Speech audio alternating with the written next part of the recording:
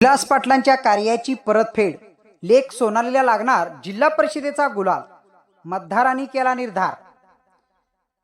तिसंगी जिल्हा परिषद मतदारसंघात काँग्रेसच्या उमेदवार सोनाली विलास पाटील यांच्या प्रचारानं गावागावात धुळा उडवलाय।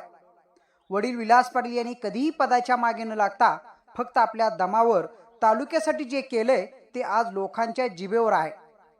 अडचण आली की क्षणात धावून येणारा, दिलेला शब्द कधी न मोडणारा आणि गरिबांचा खरा आधार म्हणून विलास पाटील साहेब लोकांच्या काळजात बसलीत।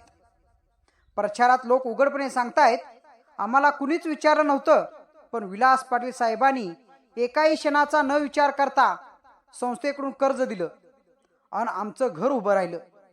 दवाखान्याचं बिल असो, पोरांच्या शिक्षणाची अडचण असो किंवा दुचाकीसाठी पैशाची गरज, प्रत्येक वेळी विलास पाटील साहेब धावून आलेत। हे लोक छाती ठोकपणे सांगतायत, विलास पाटील साहेब आमचा नेता नाही, तो आमचा माणूस आहे आणि सोनाली ही आमच्या घरची लेक आहे, असा ठाम आवाज गावागावातून उठतोय। जिल्हा परिषदेला गुलाल उधळल्याशिवाय आम्ही स्वस्थ बसणार नाही, असा निर्धार सामान्य मतदार ठामपणे व्यक्त करतायत।